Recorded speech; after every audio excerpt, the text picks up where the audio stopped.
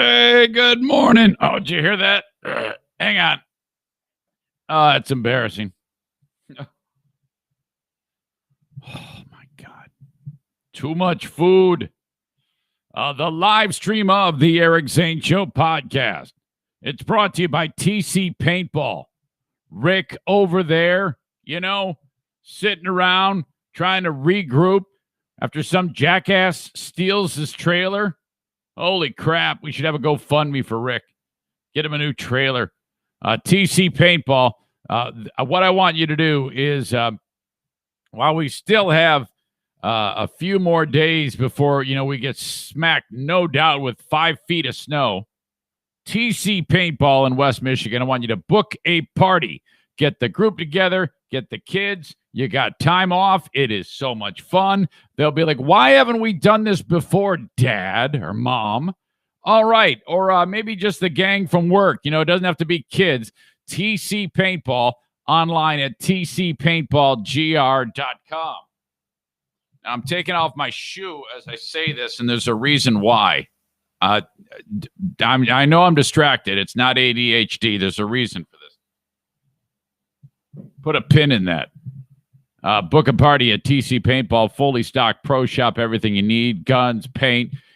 After you go there, the kids are gonna be like, wow, I found something I really like to do. I want to do this more. Okay, TC Paintball, awesome place, great local business in Grand Rapids. tcpaintballgr.com, don't forget. While I'm at it, Blue Frost IT, the managed IT service provider for the Eric Zane Show podcast. I actually thought yesterday on Thanksgiving I was going to have to call Alan from Blue Frost IT and say, hey, I've got a problem. Help me. Hang on. I cannot clear my throat today. Dang it. I was logged on trying to get things working. I know I'm not supposed to work on Thanksgiving, but it was just a few things I had to take care of. And nothing's working. It's like I'm getting spinning wheel of death, and audio's not going where it's supposed to be. It's not uploading. I had the Lost Zane recordings I had to upload that I just put out, the Freeview and the Patreon. I had to upload that audio. Nothing's working. Like, son of a bitch. And I go, all right, well, I'm not going to bug him yet.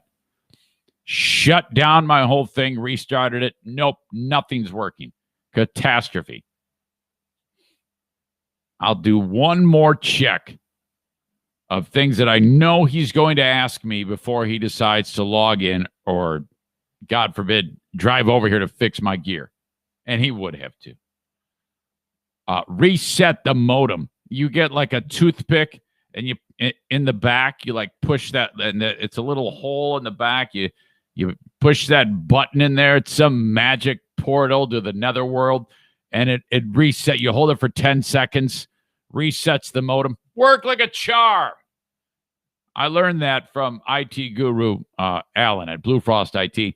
But if I do get in the weeds, I know I'm covered because I've got a online service contract with them at Blue Frost IT. 616-200-8550. Finally, small and medium-sized businesses have the resources in him to be able to have an IT department without it breaking the bank. You don't have to have some on-staff crew. It's going to cost you an arm and a leg in your business, and you get the expertise. Blue Frost IT, the managed IT service provider for the Eric Zane Show podcast. Okay, it's the 27th of November, 2020, the Eric Zane Show podcast. It begins now. Hey, what's hello, Sean Gotti here, coming to you from Raleigh, North Carolina. And there's not a single radio show around here that's worth a damn. So I'm listening to the Eric Zane Show podcast, coming to you live Monday through Friday.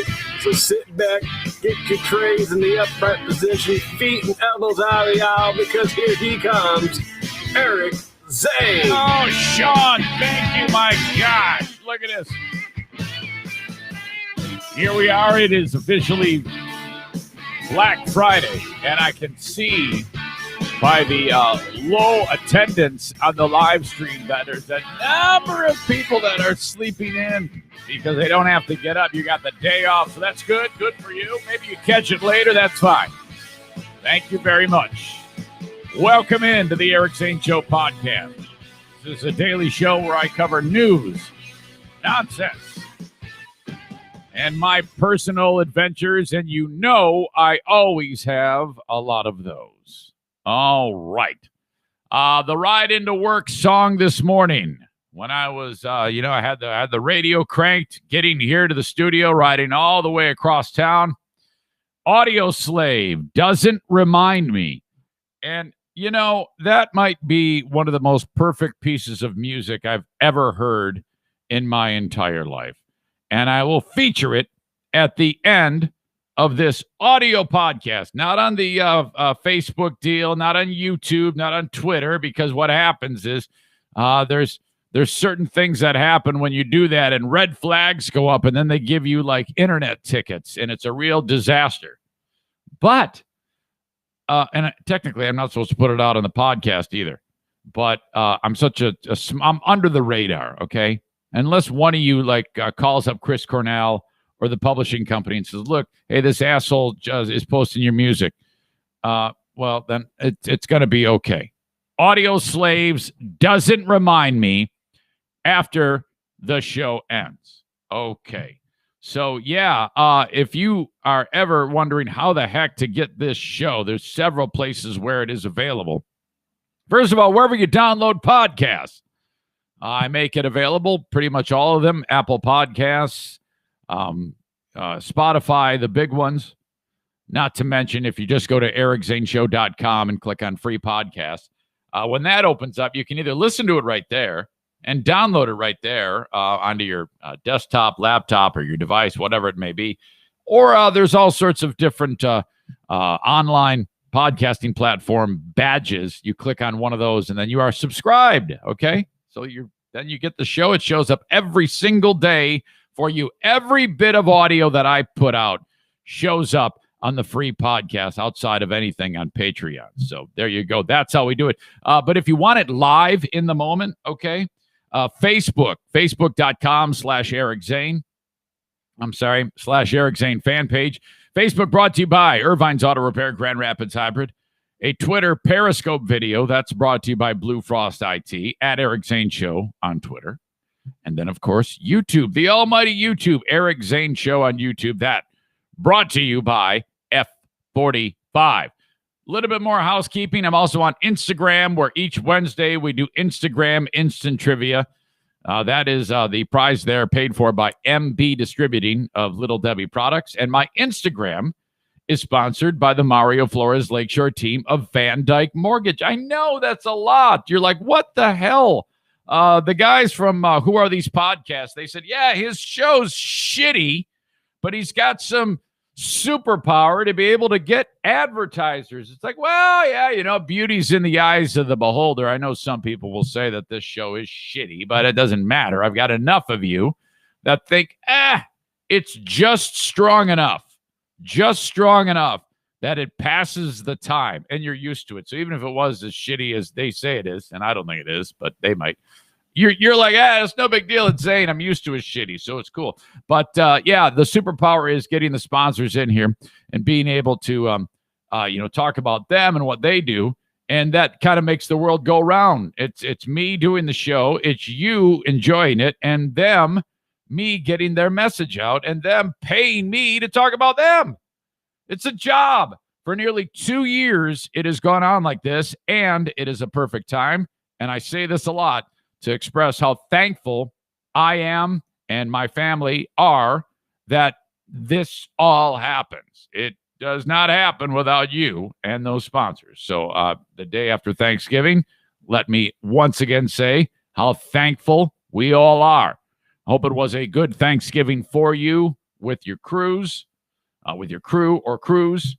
Hopefully, everybody stayed safe. I guess you'll know soon enough whether or not you stayed safe, because if 2 weeks down the road, you're like, oh God, give me a swab up my nose, see if I got it. Well, then you know you weren't staying safe.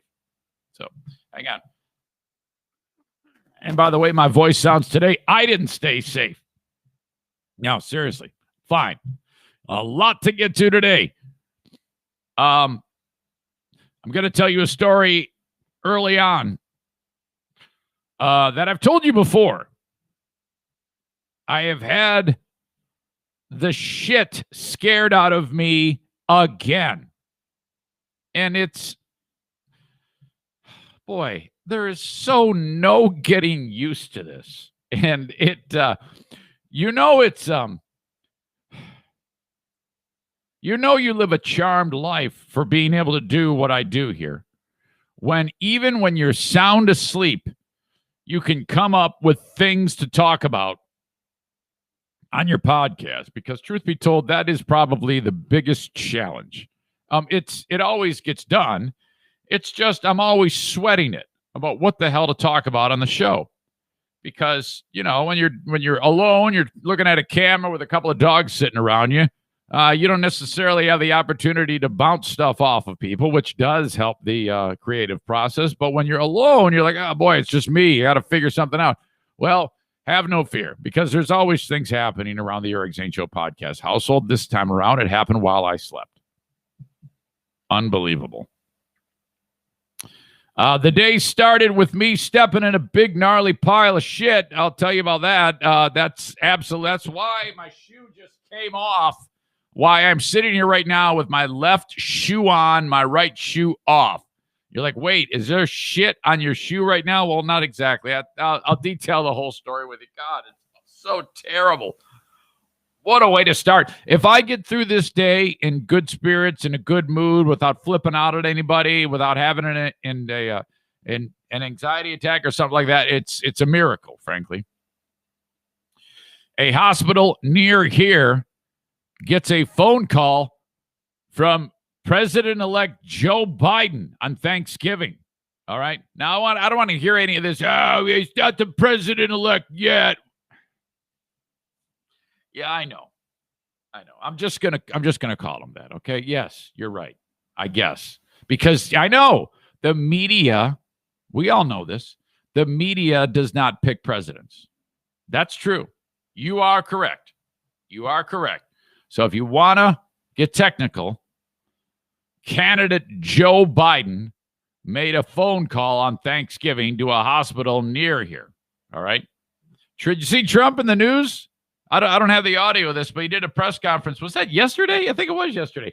First of all, here it is Thanksgiving. And of all times to have a press conference, Trump, was that yesterday? Maybe it was the day before. He has a press conference and he's talking about the election. And he said, well, if the Electoral College gives their votes to Biden on December 14th, well, then, of course, I will step aside, or something to that effect. I don't think he's ever going to say, hey, congrats, you win. And then they asked him about, what is that, conceding? They asked him about, would you go to the inauguration? He goes, that's right. I don't want to talk about that yet. We're still dealing with this. We still have massive legal challenges. We have they're huge legal challenges. They're going to be great legal challenges, very strong legal challenges, with beautiful, perfect legal arguments made, and it'll be great all around. We're going to be vindicated. We will be in the office for quite a long time. A great legal challenge is going to be made. He says, all right, we'll just have to take your word for it, buddy. I don't believe that there's going to be any great legal challenges. But he says the fight is not done. There's no way this is done. Well, more power to you. I wouldn't want to get into the way of that or call you a liar or stupid or anything like that. That's not really how I'm going to do this. But he then got pissed. Somebody said something that pissed him off. And he was waving the mad finger at somebody and said, don't talk to me that way. I'm the president of the United States. Don't you talk to me. It's like the way you talk to like a 10-year-old. Don't you talk to me. Go to your room without dinner.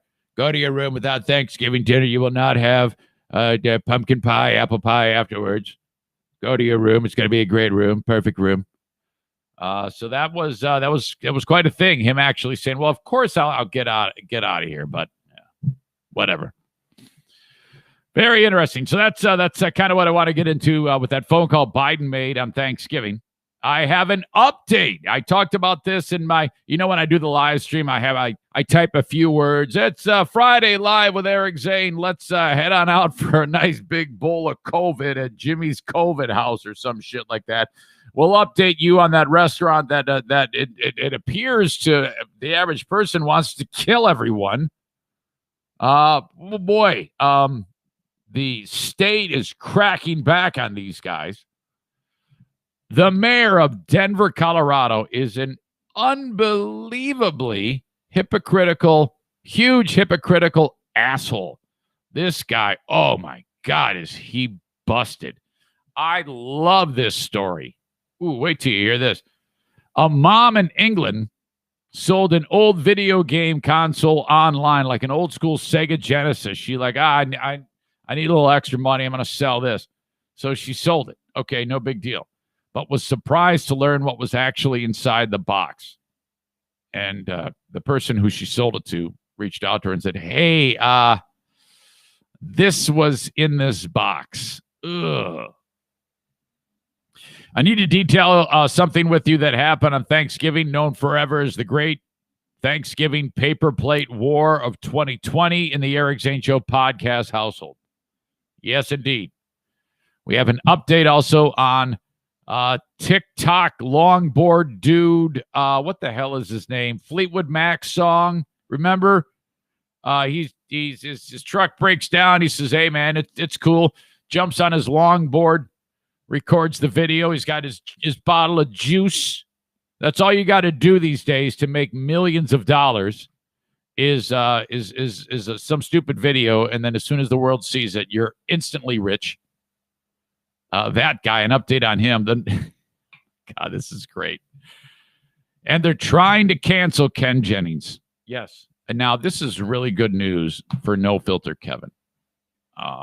My brother-in-law who lives here, he cannot stand Ken Jennings. He says some of the most vile things in the world to him. In fact, I think I got an update that he did, in fact, flip off the TV on Wednesday. Yes, he did.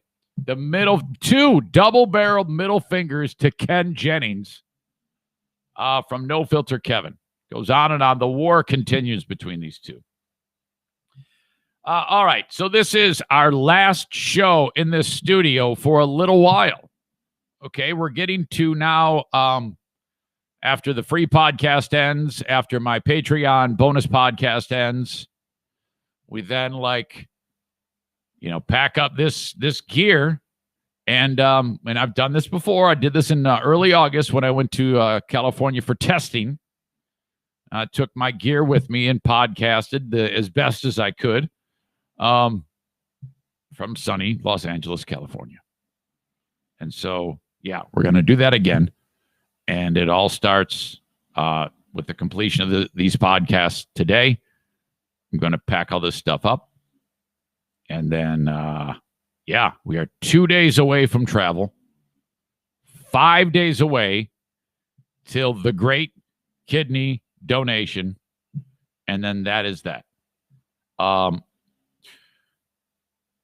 There are things that I'm thinking about right now, right this moment. And I think it's very normal for a person like me to I don't want to say that I'm experiencing anxiety. I'm not. It's just that it's such an unknown. Okay. Having never, ever, ever had any surgery ever done to me. No, I've never been under sedation, nothing, no clue what that's like. And I'm just trying to wrap my mind around the sensation of laying there with this team of experts, numerous surgeons, anesthesiologists, nurses assistants, anesthetists, there in the room, also in the room with Jeffrey. And then they give you the anesthesia, and then the next thing you know, your eyes are opening and it's over. The procedure is over. That I can't quite wrap my brain around it. And so quite literally in the middle of the night last night, I go, so what's, I wake Diana up. I go, so take me through that again. How does it? She goes, oh, it's great. It's just awesome. It's just amazing. And I'm like, I just can't quite comprehend how a window of time vanishes from your brain. How they can do this. It's an absolute marvel to me that that's how it works, and that is how it's going to work. So I'm asking all sorts of dumb questions to her. I go, well, what if I puke? And she goes, you're not going to puke. You're going to be fine. She goes, if you puke, you puke. You're not going to remember it. I go, okay. So when I wake up, do I remember that? She goes, no, you won't remember that either. When you're coming out of it, you'll probably have conversations with people that you will never recall. And even that, I'm like, how can I? My God, I kind of want to try to prepare myself to try to make an extra effort to remember everything. But all right, if you say so. So I posted the interview on Wednesday with Jeffrey, the sweet soul who I am giving my kidney to on Wednesday, this next Wednesday. That is the 2nd of December when the surgery starts. I don't know the surgery time. I'll keep you posted. But I posted that interview with him, and he listened to it, and he says, I have to apologize. I sounded very tired. And I go, well, you are tired. You know, when you're on dialysis as often as you are, and you get the shit beat out of you on a regular basis, it's not like you're going to be walking around with pep in your step.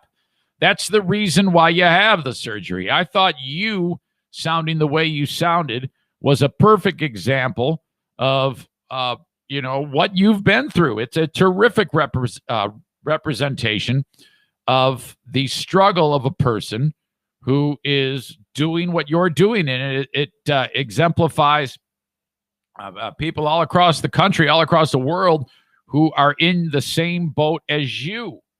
So, don't, you are who you are. And if you sounded a little groggy and a little tired, there's, like I said, there's a reason for that. That's why we're doing this. So if you get a chance and you want to hear Jeffrey and his voice in the conversation, some of the thoughts going through his head as we spoke for about an hour, you can see it wherever you download my podcast, the audio podcast. It's just kind of scroll through. It'll probably be near the top of my feed.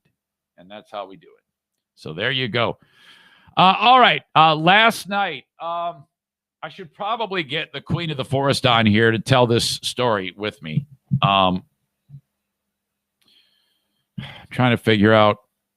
Yeah, I should get around for the whole thing. Hey, Siri. No, screw you. I'm not going to deal with this. Whenever I say it, the thing illuminates like it heard me. But then she won't carry out what I want her to do because she's an absolute asshole. Man, I despise this phone. iPhone 12 sucks. Hello? Hey, iPhone 12 is terrible. Oh, my word. I don't want to hear another word about it. Well, okay, look. All I know is that on the 8, when I would say, hey, Siri, it worked every time. And it's kind of like my personal assistant. And I like being able to say the words and then say, call fuckface Nick on speaker or call Pooh on speaker. It works like 30% of the time. I think it's user error. It's 2 words. How can it be user error? And it worked forever on the last phone. I don't know. Well, you're not doing something right. I'm doing everything right. Okay.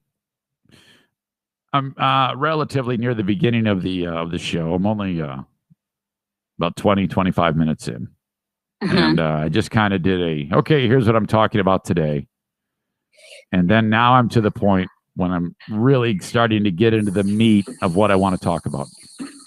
Okay. So again, similar to last time I talked to you. Are you doing dishes or something, or mowing the lawn? No, I'm sitting in my chair. What was that noise? Someone was rinsing it was Kevy. It was? Wow. It sounded like you were right next to the faucet. Nope. Okay. It must be your new phone. It amplifies more. Yeah, I hate it. Okay. I haven't yet really tipped everybody off, but I will right now. I remember, and I'm not making it up, I was having a dream about Trump last night. I don't know why I was having a dream about Trump, but he was in the dream, and I don't know. It wasn't a sexy dream, was it? No, it wasn't. He was fully clothed. He had a blue suit on and a red tie. Okay. He looked very patriotic. And I don't know why I was having that dream. You never know. You know how dreams are. He's probably going to like start playing baseball or something. Right. And then in the dream, I'm guessing that the press was there or something like that. And one of the members of the press started screaming. Okay. Screaming. It was a lady at the top of her lungs. It screamed like she was getting chased or something like that. And so then it dawns on me as I'm coming out of the dream, I'm not having a dream. It's you laying in bed again, scaring the shit out of me, screaming at the top of your lungs in bed. Was it like a shrill scream, or was it like a moan? No, it was, I would say 30% moan, 40% moan, 60% scream. It was long and sustained. It wasn't sharp. It was like, oh! That's what it was. It was that. Okay. Well, this is the thing. Why? Somebody was chasing me up our stairs, and you never come to my rescue, so here I am. Oh, my gosh. It was awful. It was somebody. I was carrying my Yeti up the stairs. You know, my Yeti that I have the handle on. Yes. Yes. So I remember the dream. I had that in my hand, and I was going up the stairs, and someone was chasing me. I don't remember what preceded that before he started chasing me, but there was something before that. But then all of a sudden, he started chasing me. He's a bad guy, and he started chasing me up the stairs. Was it that sick F boring Dean? Was it him? Did he do this? It wasn't boring Dean, no. Well, yeah, I would have. Geez, I can just imagine the horror if it was.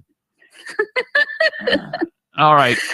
Well, it ruined me. It just scared. Well, you know, I'm waiting for the day for you to go, oh, honey, are you okay? Did you have a bad dream? How can I help you? No, you just shake me up till I wake up.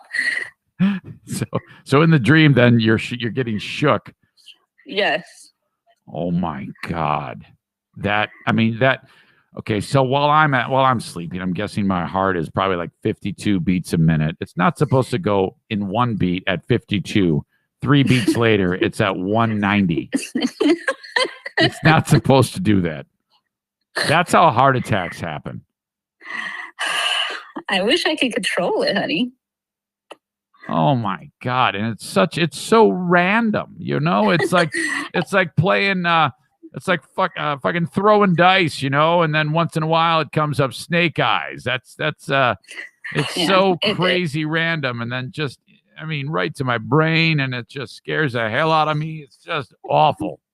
Awful. It doesn't happen all that often, but it does happen sometimes.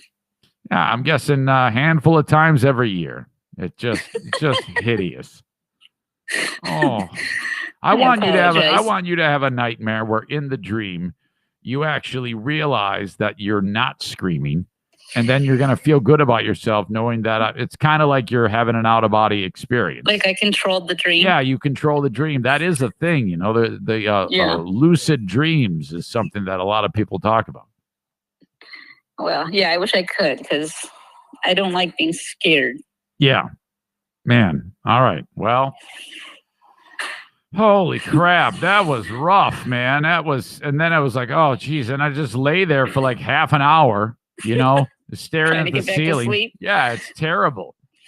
Oh, dear. Okay, that's it. So you got to get packed up. It's time to go. It's time to fly to California. Yeah, we're getting close. I All gotta right. start organizing today.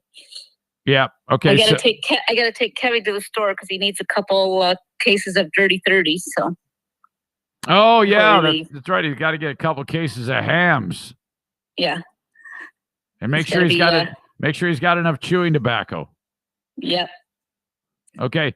There you go. And Alrighty. maybe he'll watch Jeopardy or Megamind or whatever the show is with Ken Jen.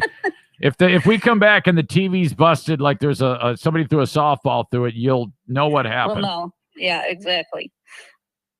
Okay. Right. Okay, that's it. All right. Okay. Thanks for scaring the talk shit to out you. of me. All right. Thanks. Bye. See ya. Bye.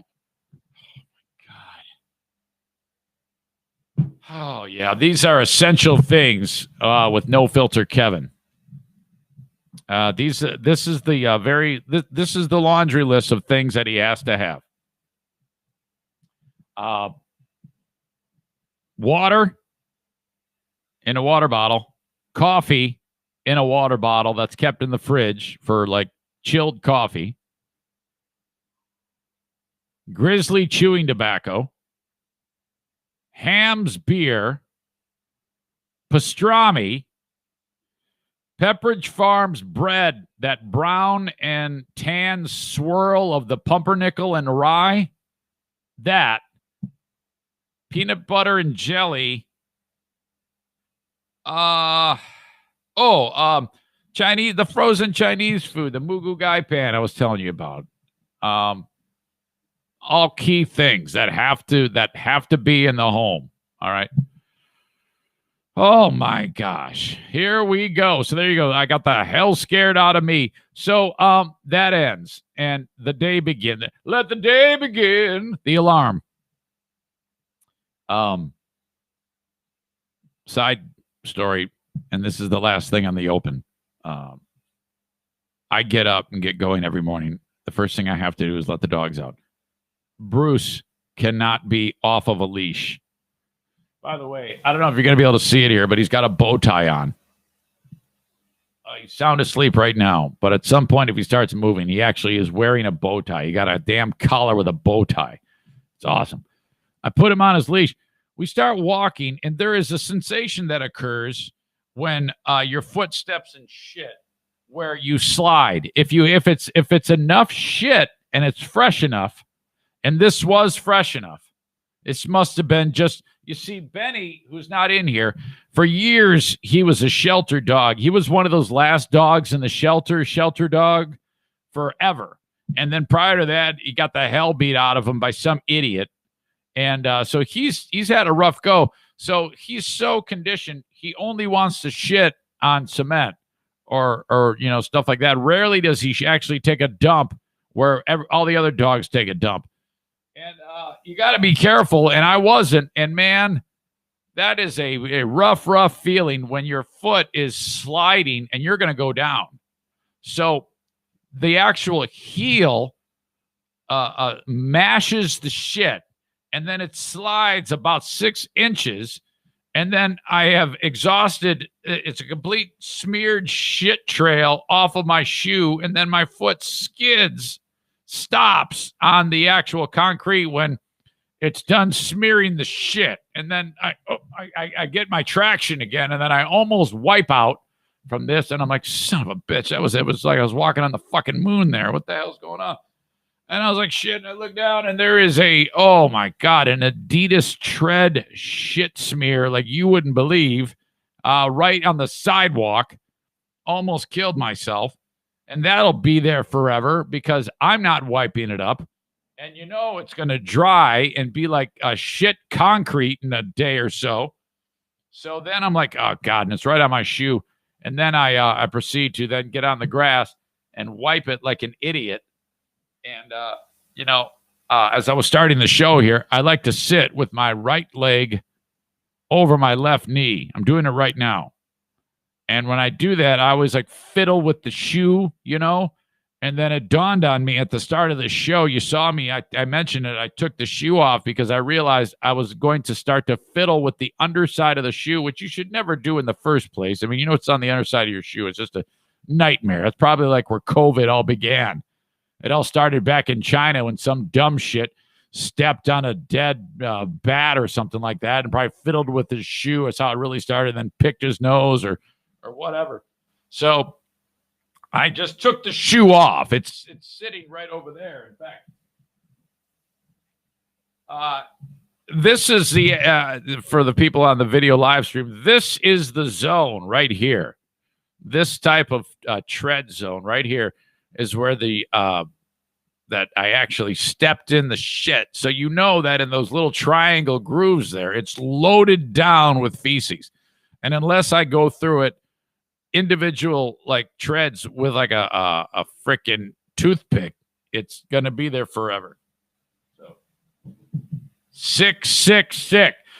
The open of the Eric Zane Show podcast comes flying in out of left field with help from Tag Accounting. Troy Ginzer, who's probably doing a little Black Friday celebration.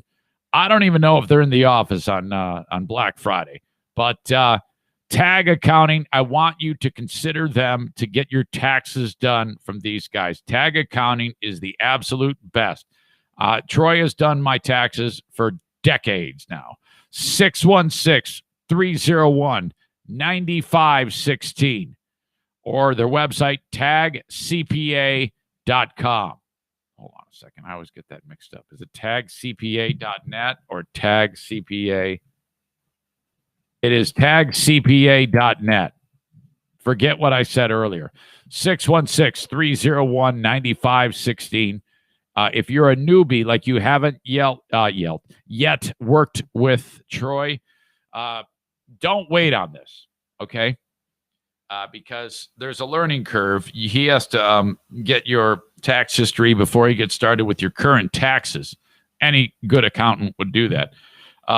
So call and schedule 616-301-9516.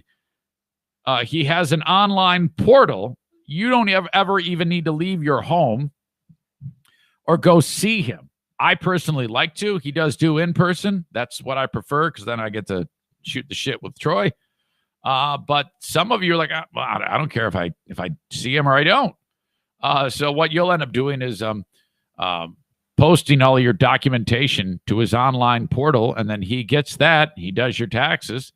He might call you when he's doing them and ask you a question for clarification, but that's it. And then before you know it, your refund is in your freaking bank account. And then you don't have to worry about, pulling your freaking hair out and gnashing your teeth for a whole weekend and getting pissed off at the whole family because there's something you don't know. And I wish I'd called Troy Ginzer. Zane was right. Son of a bitch. Oh, my God. So get on the horn, 616-301-9516, and call Troy Ginzer. For Tag Accounting, anywhere in the USA. He does returns from all 50 states. A&D Cleaning wants you to think about them when it comes to cleaning your home. 616-550-3644. A&D Cleaning sponsors my dog Daisy over here, the English Bulldog. Thank you to them. So, yeah, that's how it works, man. You reach out to them and get an estimate on how much it's going to cost to get your home unbelievably clean. Either a one-off visit once a week, once a month, whatever you want.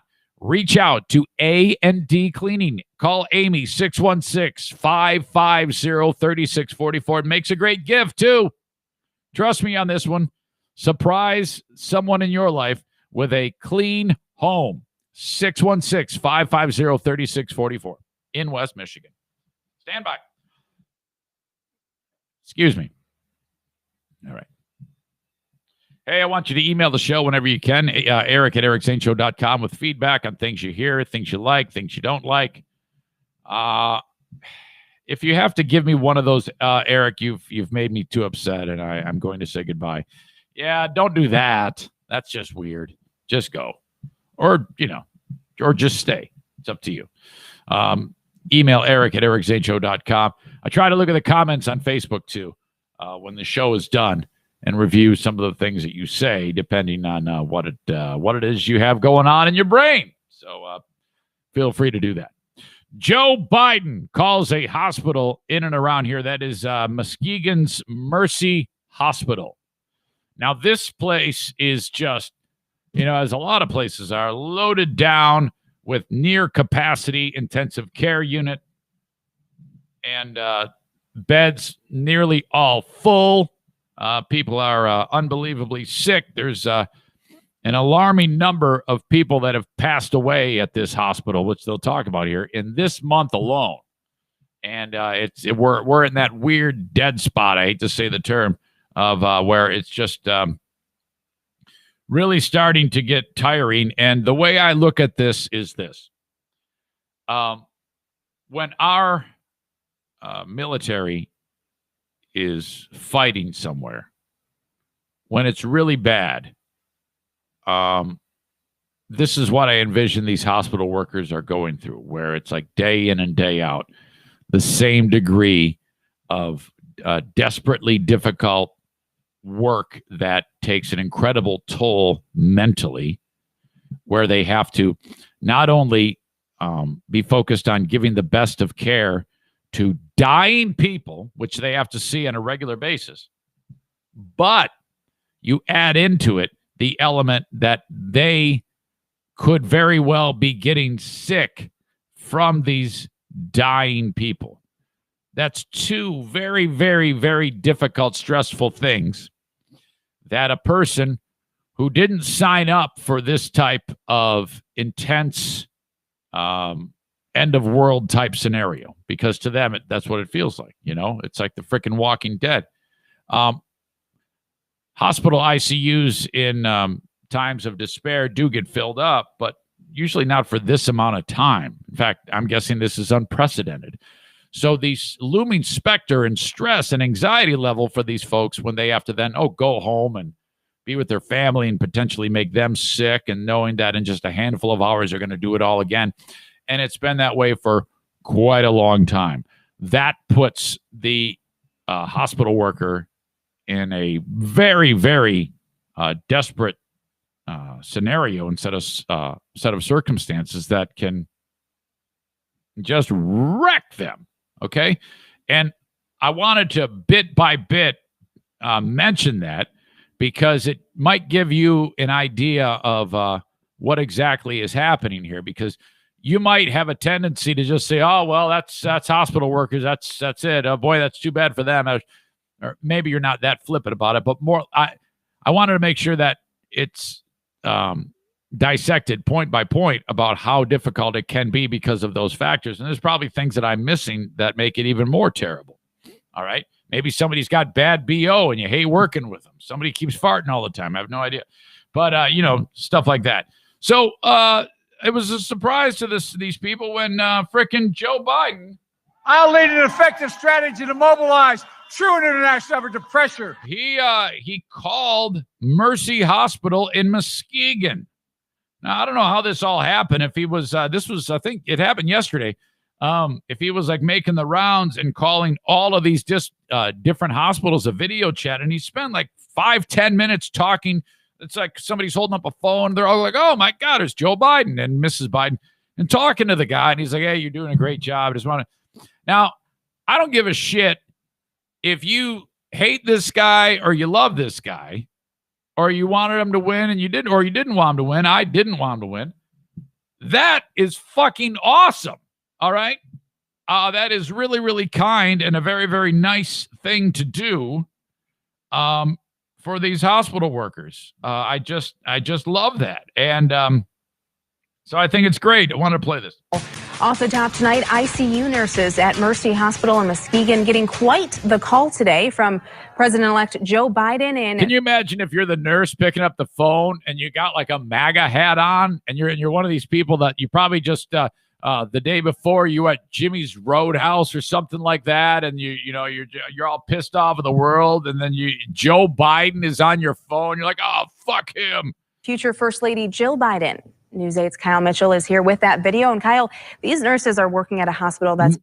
Nurse goes, hello, and Biden goes, happy 4th of July. And hit really hard by COVID lately.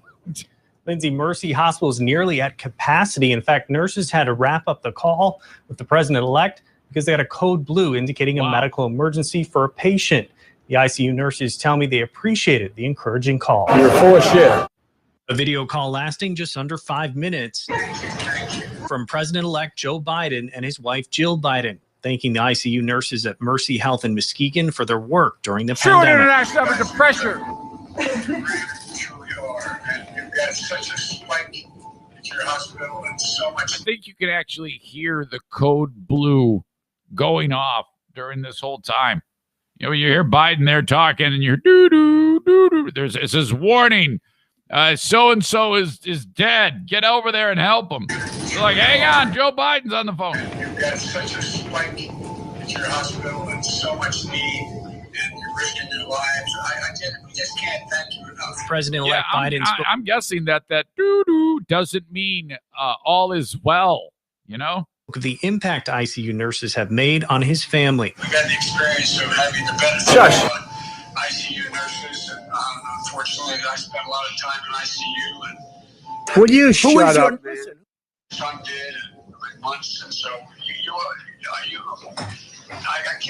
think you underestimate how critical you are to the mental health of patients as well. Biden asking the nurses what their greatest concerns were. Staffing's a big We don't like you. concern.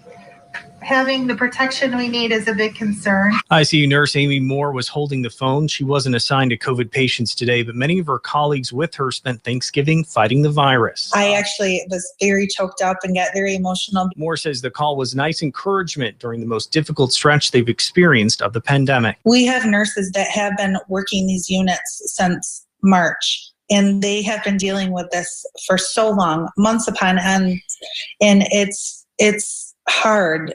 And we almost wish that, in a way, everybody could see what we're going through and could see the reality of it. COVID-19 has claimed 100. That's excellent. What she just said there. That's why I took the time to try to explain what it was like, what I'm assuming it's like for these people. With her saying, I wish that the average person could see what it's like. What she's saying there is, so when you go to Jimmy's Roadhouse and you act like a cocksucker, and you don't wear a mask, and you defy the order, I wish you could see what behavior like that leads to. I wish you could see. That's what she's saying. 162 lives in Muskegon County this year, but November has been the worst month by far. 78 deaths already this month. The latest number from the state show Mercy Health Muskegon has 142 COVID patients. 33 are in the ICU. And the hospital is near capacity. I just hope that it can make a difference, honestly. I hope that people will listen. I hope people will do their part. President-elect Biden told the nurses he had a small Thanksgiving at home and is reminding the country to not let their guard down. I just hope people pay a little more attention to the warnings and wear their masks. Amy's mother is also a nurse at the same hospital who treats COVID patients. Lindsay? Kyle Mitchell, thank you for that report. report. All right, there you go. So that's basically how they did it, and I just thought it was interesting that he called. Who the hell arranged that? That is, I don't care who you are and who you support. That is a kind gesture, and man, I just feel bad about people who work at hospitals and have and what they're going, because it's a lot like it's like a war. I mean, seriously, that's I've never been in combat or anything like that, but I can just imagine that feeling of dread as you have to every single day, pull yourself together and do that job. Son of a bitch. What that does here is that opens up a perfect opportunity to talk about Jimmy's COVIDhouse. Oh yes, this is perfect. Just fantastic. And these dumbasses over there. Holy crap. What a story. Man, the latest that has happened at Jimmy's COVIDhouse is that the state decided to pull their liquor license. And this hot on the heels of this is just the beginning for this guy who runs this place. He's in deep shit. The restaurant in Newaygo, Michigan, it's like the only restaurant in the whole county. And the locals go there and they whatever, you have your freaking toaster oven hamburger, you shoot some pool, You get in a bar fight, you listen to some Molly Hatchet, shit like that. You go home and you're lifted Trump truck, and then off you go. That's it. Get ready to start the weekend of alcoholism. So, but this is trouble now because at this shithole, because he defied the order to stay closed and said, fuck it, I'm staying open. You go into this place and it's typical, it's Patriot land. It's don't tread on me flags. It's propaganda. Don't believe liberal media everywhere, all this shit. Now, again, this coming from me. I voted for fucking Donald Trump. So in case any of you loudmouths think that this comes from a weirdo place like some lefty-leaning show, you can eat shit because that is not the case. But these people are stupid motherfuckers. Make no mistake. This is the latest. Off the top at 11, licenses revoked. Tonight, the state health department announced emergency suspension orders, the liquor licenses at 3 Michigan businesses. And they also announced fines against 4 other restaurants that allegedly violated the November 15th epidemic order to close indoor dining. One of those businesses is in Newaygo. News 8's Whitney Burney spoke with the owner there who plans to continue running his business as normal. Tonight here at Jimmy's Roadhouse, things were business as usual. You can see a packed parking lot here behind me, and inside it's just as full. The owner tells us he's doing this for his employees who need to feed their families. Effective immediately, the state says... real quick, no one's losing sight of that. Nobody thinks that... that could very well be the case. And... doing it for the employees. Everybody understands that. Everybody gets it. But that still doesn't mean that you have the right to put the public's health in jeopardy by doing this. And that's there's no way around it. I mean, this is shitty and awful, and this is the way it has to be dealt with. But these people are all pandemic deniers anyway. They don't give a shit. They're sitting there in the place anyway when nobody's wearing a fucking mask. They don't care. Liquor licenses at these 2 West Michigan businesses are suspended. This after the state says they allowed in-person dining despite the November 15th order meant to slow the spread of COVID-19. The state says they also were not requiring masks. Back in May, we spoke to the owner of Jimmy's Roadhouse in Newaygo after they decided to defy Governor Whitmer's order shutting down in-person dining. At that time, they were concerned with losing their family business. You can't make it on takeout, even with everybody not working, we weren't making it. My sales were still down 65%. Tonight was... you know what I love? I love when I hear stories, and we've had them on the podcast of various businesses who, when some are restaurants, who actually do the right thing, and they I hate to use that word because it's become cliche, pivot. They figure something out. I've talked about before how business owners usually have the right stuff to figure things out, because putting the business in place in the first place is not an easy bit of work, but they managed to do it initially. And for them to just suddenly say, well, I can't do it, I throw my hands up, there's nothing I can do except break the rules, is absolute horseshit. I don't accept it, because I've seen it done many, many times where people who go, okay, well, we can't do this. Well, how can I change things up to be able to have my way with this business? There's got to be a way around this. And then they put their heads together. They get to work. They work hard. They tap into resources, friends, family, whatever it is, and they do it the right way. Or you can do it the way this sick son of a bitch does it and breaks all the rules and gets people sick ultimately. No different. While we didn't get video in the restaurant, I did go inside to find that they were offering a full service. There were people in almost every seat, and the bar was filled. No masks in sight. Owner James... Fuck you, every single one of you. Fuck off. Fuck you. Corey didn't want to go on camera, but spoke with our crew outside for about 10 minutes. He says he's worried about his employees who have fallen on hard times and need the money they make here. Bullshit. We asked if there was a concern about the employees' safety, since the restaurant is not requiring masks or socially distancing their customers. He says he gives employees and patrons the option to wear one, but at this time, only one employee is choosing to do so. I hate this Each guy business so that much. has been issued a fine and their license license revoked has a virtual court hearing on December 4th. There, a judge will be able to decide if those suspensions should continue or if other fines should be issued. Reporting here in Newaygo, Whitney Burney, News 8. I hope the next step is state police throwing Molotov cocktails through the window. Fuck this place and fuck this guy. What an asshole.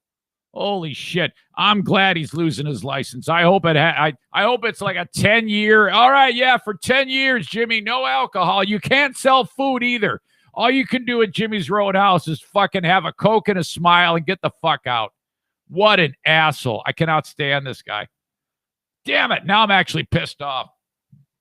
Holy crap. I want to remind you that the Mario Flores Lakeshore team of Van Dyke Mortgage, 231-332-6505. Great time to get a mortgage. Get it at the Mario Flores Lakeshore team of Van Dyke Mortgage. No matter where you are in the listening audience, any part of the country, he can work with you. It's a great time to get a mortgage. Interest rates are incredibly low.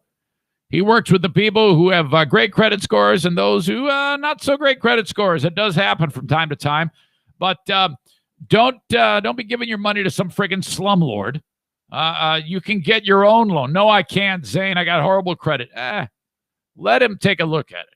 And if you actually might be right, and if that's the case, he can probably give you, or he will give you the right advice to get going in the right direction. You just need a little direction. And Mario gives that advice. 231-332-6505. Okay. F-45 training in Byron Center, Michigan. When they are active, when the pandemic subsides, I want you to think about reaching out to them at F-45 training in Byron Center. That's the letter F, the number 4, the number 5, training.com/Byron Center, right near the family fair. You get 1 week free when you sign up at F-45. Awesome group of people, and I'm so appreciative of them. This is one of those group workout settings, and you got like a personal trainer who's leading the group, encouraging you, and other people that are helping out, going from station to station. You do one thing for 35 seconds, boom, you go to the next one. Oh, God, your heart's beating through your chest. You got about 15 seconds to recover. Boom, you start the next thing. And it takes a great, an unbelievable effort to just get into the place for some of you folks who have never, ever worked out before, but you can do it. And as Joe Rogan says, everybody should fucking exercise. Everyone. There is no excuse for you not to exercise. Hold on a second here. Just something just popped into my head. Hey, Siri. Mm-hmm. Call Hardcore Kenny on speaker. Calling Hardcore Kenny on speaker.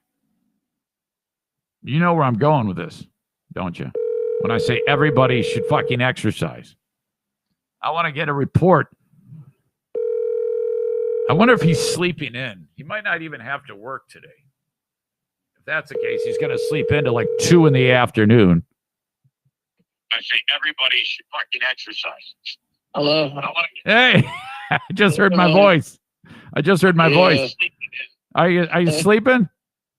Oh man, I'm in bed, but I woke up, so I turned you on. Yeah. Okay. Good. So then you heard me talking about exercise. You know where this is going, don't you? Yeah. So Kenny, give me an update on the walking. You're still hitting it, right? Yeah, man. I'm actually trying to walk a little bit more, like you said, 10%. Yes, you have made my day. That is really, really excellent. I'm happy to hear that. Good job. I'm proud of you. Yeah, hanging in there, man. You feel a little better? Overall, probably, yeah. Okay. I'm not really awake fully yet, okay. Man. Sorry. It's gonna take you a little time. Again, be patient with yourself. I won't keep you, but I just wanted to get an update on that because I was talking about it. And by the way, I am now all caught up on The Mandalorian. I know there's a new episode that drops today. Yeah, man, looking forward to it. I don't really watch it until like Sunday evening with my 2 kids that are okay. So spoilers ahead. We're about to discuss spoilers. So yeah, dude. So if you're listening to this show and you watch The Mandalorian, don't listen for the next minute or so. The last episode ended with that. On fucking Apollo Creed's planet. So you got Apollo Creed. and you got that hot chick who's kind of burly. Yeah. She looks like she used to be like a bodybuilder or something. Yeah, I can't remember what it is, but something about a buzz about her, like people want her off the show or something. Yeah, that's weird. I don't know why. I had heard that too, but I couldn't figure that out. There's something to do with she's like cancel culture crap. She's like an anti-masker or something like that. I don't know. I have no idea. She's super hot, by the way. Can you imagine having sex with a woman who's that strong, and you did something wrong, and she wrapped her legs around you and cut you in half? Jeez. A little scary, man. Yeah, Scary. she's got a lot of power. She better be having sex with like a giant man or something. You know, like the mountain. Yeah, the mountain. Or can you imagine if it's some like little skinny shit like Saul? Can you imagine if Saul was having sex with her? Oh my God. I'm sure everybody appreciates this If Saul was image. Saul's like, I wish I could see how burly you are. Are you sure you're a woman? Oh my God. Is this a penis or a clitoris?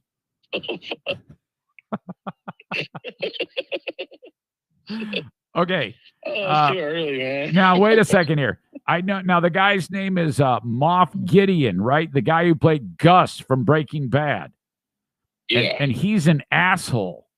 Okay. Oh, man. Now he's got the Force, doesn't he? He's like got he's part of the dark side of the Force, or does he just carry around the lightsaber and he acts like he's got the Force? See, that's the thing. I don't think he's Force sensitive. Force sensitive. Yes, I was saying that wrong. Now, we learned in the last episode that the bad guys want the little kid, the child, because they want his blood to use to make those badass super soldiers, those evil super soldiers, yes? Well, that's the conclusion, that could be drawn from, they found that place and have all the soldiers and the little things. It's like, what exactly is going on here? And then they found that message. And so the thing is that what was significant about that was that little holographic message that they stumbled across. Yeah. The guy mentioned M count in the blood, which is Metachlorines. Metachlorines. I know what that is. Yeah, it is. That's a big thing that they're kind of going down that rabbit hole, I guess. All right. Because that was mentioned in episode 1, and I don't know, they kind of got away from discussing the metachlorians and all. So, well, I'll tell you what, significant. I'm hooked now. Thanks. So there's that, and I think in the end, the Mandalorian is going to have sex with that big chick. Oh, no. I know it's Disney, but I want to imagine it in my brain. What about if you're walking down the aisles at Meijer sometime in the future and you see a package with the child's face on it and it's got them blue cookies, are you going to try them? Maybe. Yeah. Boy, it is really, really a gold mine for product placement. They can do whatever they want. They could take a cookie that's shaped like Saul's dick and people would buy it. Seriously. Oh, man. I don't understand how you come up with this. Okay. Hey, did you have a good Thanksgiving playing Pac-Man? No, I didn't play Pac-Man, but no, it was a very, very strange Thanksgiving. Uh-oh. That's not great. I'm sorry. It is what it is. Yeah, it is. Yeah. All right. Really good. Well, I'll talk to you later. All right. Thanks. Go get some more rest or something like that. I don't know what the hell I'm trying to say. All right. Well, I need to get up and get my butt in gear. Yeah, go get your walk. All right. I'll talk to you. All right, man. Safe travels. You too. Thanks. Wait a minute. You're not traveling. You're not giving your kidney away. Thank you. That's what I meant to say. All right. Okay. See it. All right. Bye. Yeah. Yeah, man. The metachlorines, man, they're high in a child. I went back to episode. See, I'm a total nerd now with this. But I know that a few of you have watched the show, so you're like, yes. God. Something else to do. What? I'm caught up. I can't believe it. That's like never happened. I'm still behind on Ozark. I've got some Ozark watching to do on the plane. Oh, my God. Ruth was just ugly crying in one of the episodes. Son of a bitch. Hey, this show is on Patreon, patreon.com/Eric Zane. I will conclude this podcast and do the Patreon bonus. Today, I just dropped another episode on Patreon of the Lost Zane recordings. You can check out the free view of it on the place where you normally get the podcast, the free podcast. And then the whole thing is available at patreon.com/Eric Zane. This was the episode that my mother was on. And thanks to Pellerito for the show notes on that. And so I haven't gone out of my way to listen to it. I don't know if I can right now. I just don't really feel up to it. But pretty cool from the way Mike described it. So that's at patreon.com/Eric Zane. Okay. I need to introduce you to the what happened yesterday, and it is now known officially, as the Great Paper Plate War of Thanksgiving 2020. And I don't know why it happened. Still scratching my head on the whole thing. Perhaps something like this has happened to you. And what it boils down to is there are things that your significant other may do that you just sidestep and say, I'm not going to go there. I'm going to let the significant other win this one and just leave it alone. In fact, I would say that in any type of close relationship like this, you'd better be in the habit of doing that, because if you don't, it will lead to disagreements over everything. And then before too long, things are going to be very, very difficult for you. Yeah, that's one way that relationships can be put on the rocks. We just don't see eye to eye. We're always fighting, and then you hate your life. Yesterday was not one of those days where I would let something like this slide. Now, I imagine that the Queen of the Forest, every day, she could focus on one thing that I do and then do it back to me, as I could do the same to her. Like, she might say, why do you leave your socks here? Or why do you, it's one of those deals. This is that type of disagreement. So Thanksgiving morning, she says, I need you to go to Meijer. It's the grocery store in town. Why? Well, I need 2 things. 3 things. I need paper towel. Okay. I have to get a newspaper. I go, a newspaper? Yes. It is a tradition that I have that every Thanksgiving I get a physical paper and I look at the advertisements, the Black Friday sales. Now in my head, I'm like, why? Why a physical paper? Why? You can very easily get it all online. And hell, this year, Black Friday's been going on since like July. So this is just silly. But I'm letting that go. This is all in my brain. I don't have that argument. And then she says, and I need these oval Chinette disposable plates. They have to be the oval ones. They have to be Chinette, which is a brand. Those are sturdy, and I need those for the dinner. And now in my brain, I'm thinking to myself, why do you have to have these? And but I don't say anything. I choose not to fight the fight. Now, I know that my argument for both of these things is correct. And if pressed, I would defend that.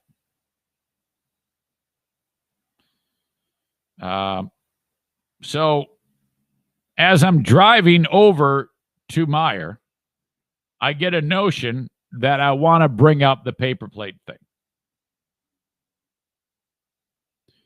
So I call her up while I'm on my way there. And I say, so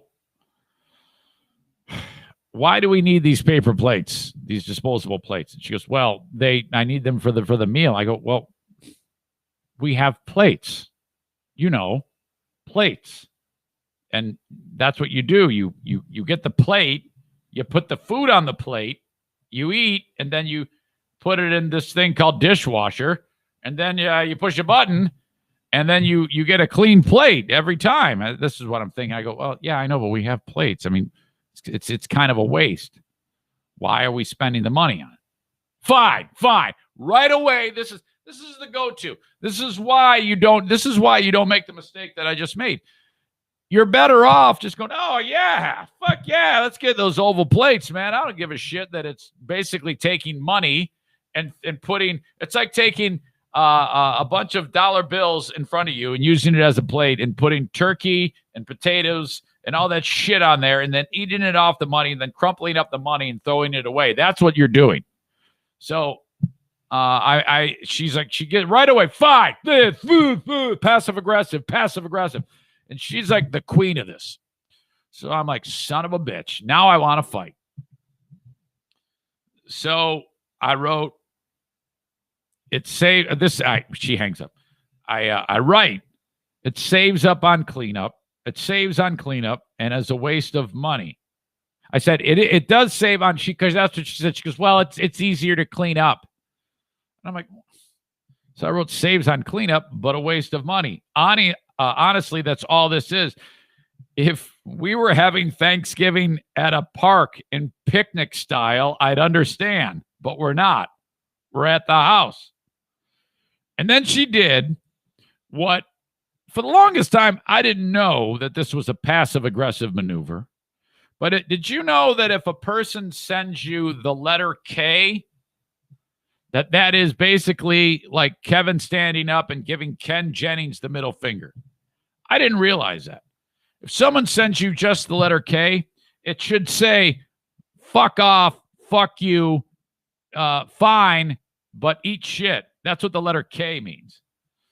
So now I was like, okay, all right. And Jackie's the one who informed me of this, that means something. That's like that's like, it's terrible.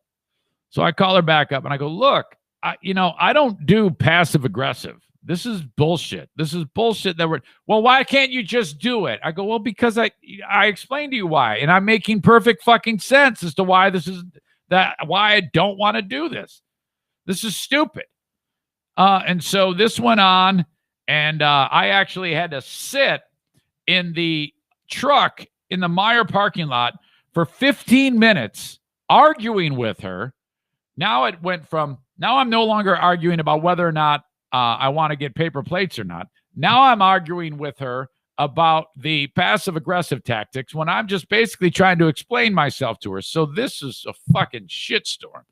And I'm like, fuck, this is on me. I should have known. I shouldn't have done it. I should have done what I do 95% of the time and just went, yeah, paper plates, hell yeah, bring them on. Let's go get them. I should have just let her have it. Why do I do this? Son of a bitch. So then I finally get through to her, and we make up. It's over. That went on for a little. It took a little while, and I was still pissed off, but that was it. We ended up reconciling, thank God. So then I go into the store, and I get the newspaper and the other things she wanted. And I ring up the newspaper, and I got my earbuds in because I'm listening to a song, and I don't see the thing ring up the paper. So I'm like, what the hell? Why isn't there's a little barcode on it and everything right on the Grand Rapids Press? It's just shit, It's just pages and pages of nothing with ads. And so I'm like, why? Well, I see $6 for the paper towels, but Why isn't it ringing up? Why isn't it ringing up? And then it dawns on me, it has rung up. It doesn't say 50 cents. It costs $6. The newspaper costs $6 fucking bucks. I haven't spent $6 on newspapers in the last 15 years, let alone, here it is, $6 for one newspaper. Who buys this shit? They were probably like, oh my God, we got one. Somebody bought a newspaper. We sold one. It's the first time all year that we've sold a newspaper. It's going for $6. Oh, you got to be kidding me. I don't know if if that's every day. Every day is a newspaper $6, or is it because this was a quote unquote holiday and they pack it full of the ads, the quote unquote money saving ads? Oh my God. So then I'm like, I can fight this one too if I want. If I want, I can fight this one. It would fall right in line with the great paper plate war of Thanksgiving 2020. I could get this taken off the bill. I could put it back and say I'm not paying for it. I kicked that can down the road. I bought the damn paper. I get home and I go, here you go, it's a newspaper. I go, look in the upper right-hand corner. She goes, $6? What the fuck you pay $6 for? I can't believe you bought this. I'm like, I go, yeah, I know. That's what they charge. She goes, well, I'm never doing this again. She opened it up and she looked at like 2 things and then that's it. It's just threw it away. I mean, if it had been her way, we would have. I would have paid for the newspaper and the however much. It's probably like $50 for those Chinette paper plates. We'd have thrown those out too. My God, what a nightmare! By the way, Kyle Meineke, I got to link this up. I got to remember to link it up. Shit, you know what? I should be doing the show with a pad of paper in front of me and a pencil or a pen. Be able to write down the things that I need to link up. So I'm going to put it in my show notes right here. Let's see, to-do list. Because I need you to read this article. If you're a Detroit Lions fan, you're going to want to read this article. Kyle Meineke wrote an article after the Lions got their asses kicked by Houston last night in the annual Thanksgiving massacre about Matt Patricia and how shitty this team is.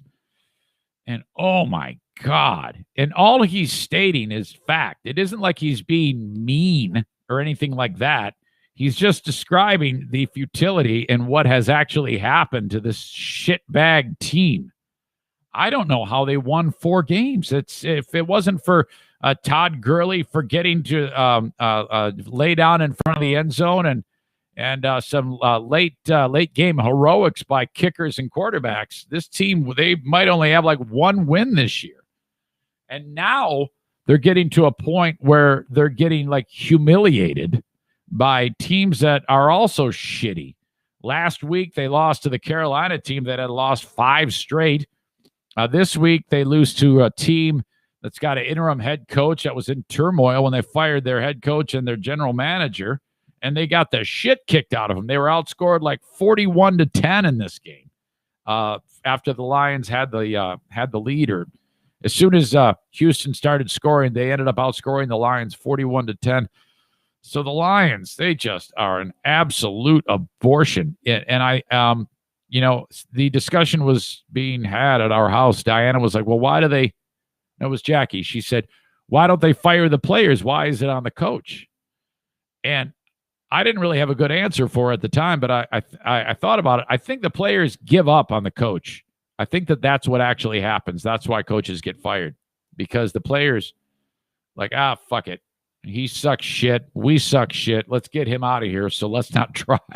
So I think that's what you got there. They stink. So bad. My prediction of them having 4 wins this year is still right on, as they have 4 wins on the year if they don't win another game. My God. Stand by. Hang on. Oh, God. something in my throat today. I'm fine. Trust me. I'm fine. It's no big deal. I will not wind up in the ICU. I'm good. I've been laying low outside of trips to buy $6 newspapers where I'm wearing that gigantic gas mask where people are looking at me like I'm insane. There's no other travel for me. Okay. The mayor of Denver is a real shithead. Oh, my God. This story. So he has spent like a lot of his time explaining to the people in Denver, Colorado, that they need to lay low for Thanksgiving. You know, that's kind of been the message everywhere you go. For the most part, people are, I'm guessing, doing their best to obey it outside of Jimmy's Roadhouse or Jimmy's COVIDhouse. But it's all right. Great.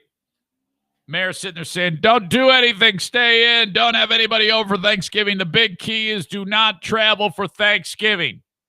I want to make sure that you all know this. Like every hour on the hour, the mayor's posting a video saying that everybody stay home. Don't have anybody over. Don't you dare travel anywhere for Thanksgiving. We're all in this together. So he's saying all the right things. You know, he's doing his part.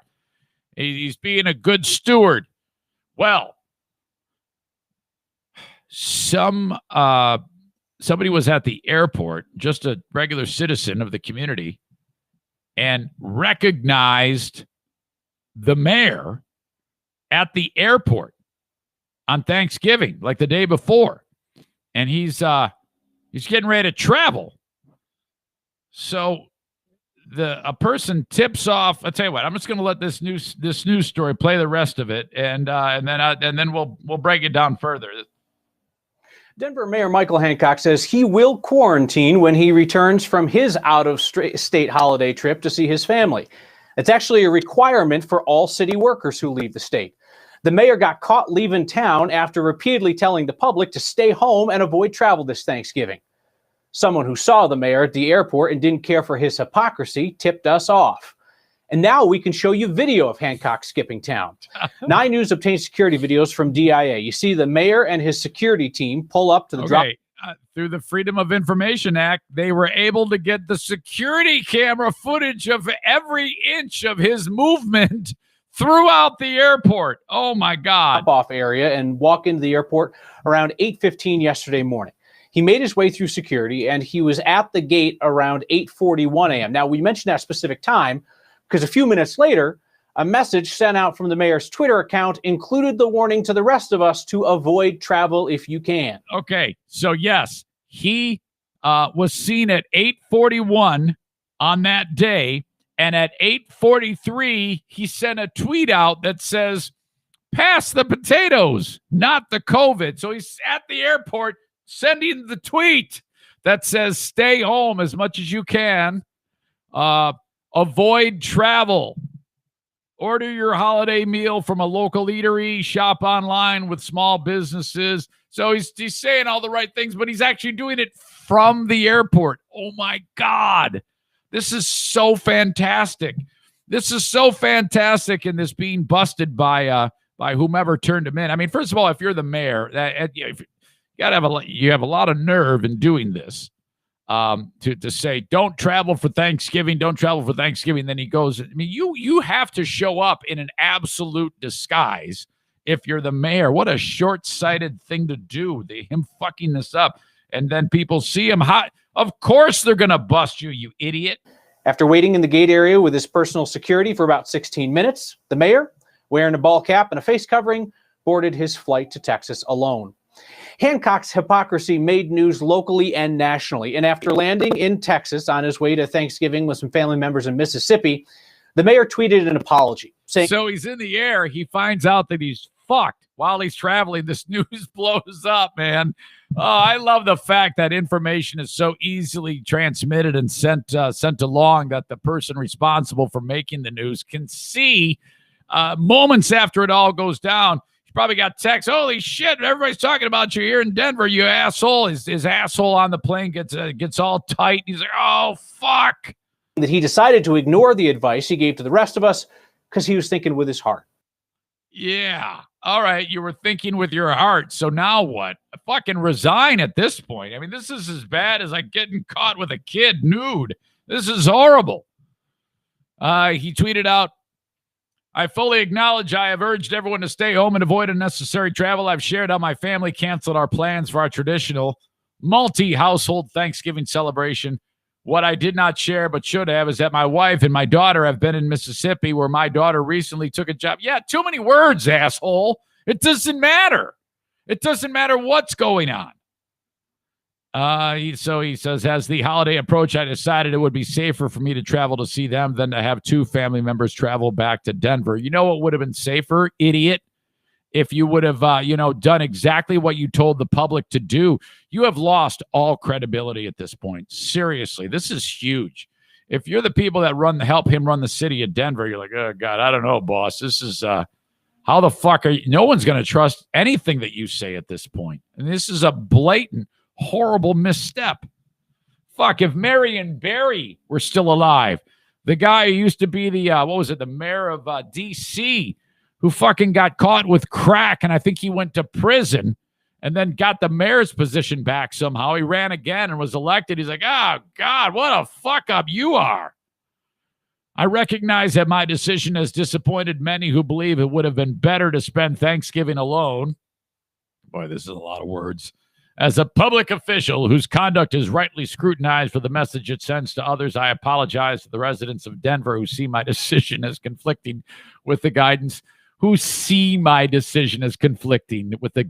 stay home. Yeah, you need to say this is what your statement should read. Folks, I screwed up. I am an absolute idiot. This is what I did. I'm so sorry. If you don't want me to, in fact, I resign. That's the only thing he can say at this point. I made my decision as a husband and father, and you made your decision as an idiot. I humbly ask you to forgive decisions that are born of my heart and not my head. No, this is unacceptable. You should have to quit. After, with the seriousness of this, there is no going back to it, you asshole. You fucked up big time, and you should absolutely step down. This is bullshit. My God. Let's see. There's a little bit more to this. An email obtained by 9 News said the mayor would be out of the office after Friday. In an email to city staff on November 18th, he wrote, as the holidays approach, we all long to be with our families in person, but with the continued rise in cases, I'm urging you to refrain from travel this Thanksgiving holiday. This is like an inter-office memo. For my family, that means canceling our traditional gathering of our extended family. Oh, my God. What an idiot. The Denver City Council president, Stacy Gilmore, issued a statement. Mayor Michael Hancock made the personal decision to travel for Thanksgiving. I expect the mayor will follow and comply with the directive he issued to all City of Denver employees in quarantine for 14 days upon his return. Well, he wouldn't have had he not been caught. I can promise you that. And I think that that's a question that needs to be asked. Because if and I guess we'll never know, but it's almost like the TV station would have done, if they really wanted to fry his ass, they would have waited to his return for the story and then did it maybe he's like at a ribbon cutting or some shit, or definitely not quarantining, then revealing all of this story during what should be the 14-day quarantine period, which he will then have been breaking that rule too. That would have made it even more devastating. What an asshole this guy is. Well, let's see. More people firing back at the guy. State Representative Kyle Mullica, who is a fellow Democrat and an emergency room nurse, hammered Hancock on Twitter. Let's be clear, as elected officials, we are leaders in our community. People look to us for guidance. Perfection is impossible, but as leaders, we should always be striving to lead by example. Mayor Hancock's decision impacts us, all of us trying to do the right thing. Yeah, come on, man. Let's be a little bit more I don't know, aggressive in the handling of this. It should say, ladies and gentlemen, the mayor of Denver is a total hypocritical asshole, and none of you should respect him. And you should now look at everything he says with a raised eyebrow. And I, for one, don't believe that he would have done any quarantining had he not been caught. And then they should encourage the guy to step down. This is bullshit. This is absolute bullshit of this guy to do this. And he's probably just going to get away with it. Oh, yeah, I said sorry. It's all good. What an idiot. Okay. A&E Heating and Cooling. I want you to call upon them if you need anything done with your furnace. If it goes south for you, hopefully that you won't have to encounter Joe Martinez on an after-hours service call. 616-516-8579 to ensure that things are running as best as they can. I encourage you to get that furnace tuned up for $79. Now, every year, it works all winter long, and and then it sits. So believe it or not, a lot of things can go a little bit sideways when it comes with the furnace. It is a delicate piece of equipment, and as the years go on and it ages, you want to make sure that it is running at the optimal level. That's why you need to spend that $79 and get it tuned up with A&E Heating and Cooling. 616-516-8579. A key component to running your household is a furnace or air conditioning that is running in tip-top shape. Again, you don't want to be on the receiving end of the looks from the missus or whatever, or the kids, when the house is freezing cold on a weekend and you've got to make an after-hours service call. 616-516-8579 for A&E Heating and Cooling. If you do by chance need a new furnace install, he utilizes the Comfort Maker brand of furnaces and air conditioners, and they are absolutely awesome. Thanks for being on board, Joe Martinez. And also thank you to my friends at Irvine's Auto Repair, Grand Rapids Hybrid. They want to remind you that when the check engine lights go on, don't just sit there and ignore them. Get those taken care of. All you need to do is drop the vehicle off at Irvine's Auto Repair, Grand Rapids Hybrid. Everything is done basically over the phone these days and through email. And that's kind of the way it was beforehand. They tried to make this as easy as possible for the consumer. So when you say, yeah, it's making this noise, clicky clacky, and when I turn, this happens. All right, we'll take a look at it. Well, then they do the work, and then you get an email in your inbox with pictures and in some cases video of what is wrong with the vehicle and the problem parts. And then you go, oh, okay. And then there's the box. It says, you approve us to fix this. Yes, yes, yes. They do it. Hey, your vehicle's ready. They call you or send you an email. You show up. You pay over the phone. Your keys are hanging up on the thingy. You grab them. You leave. That's it. And that's a shame because you don't get to see the beautiful shining faces that make your cars run as good as they possibly can. Irvine's Auto Repair, Grand Rapids Hybrid, 616-532-6600. A little side business for Megan from Irvine's Auto Repair, Grand Rapids Hybrid. Megan is it essential oils? Is that what I'm understanding? Is that what my wife put on my wrists and said it's going to make you? And there's some type of superpower that these oils have apparently. And Diana went, and Megan sells these oils, I guess. And I think I noticed it was, hold on a second here. Hey, Siri. Uh-huh. Call Pooh on speaker. Just to confirm, you'd like to call Jeremy Poole. Mobile? No, never. I never want to call Jeremy. Who would you like to call? All right. Hang on a second here. I might have to change Diana's name in the contacts because Pooh sounds too much like Jeremy Poole, I guess. Okay.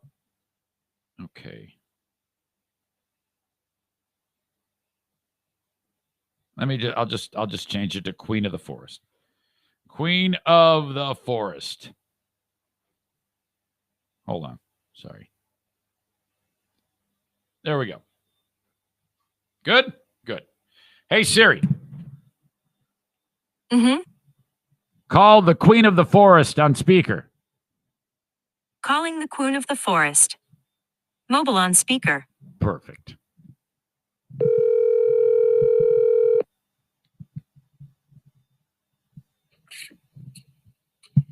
Hello. Hey, how are you? I'm good.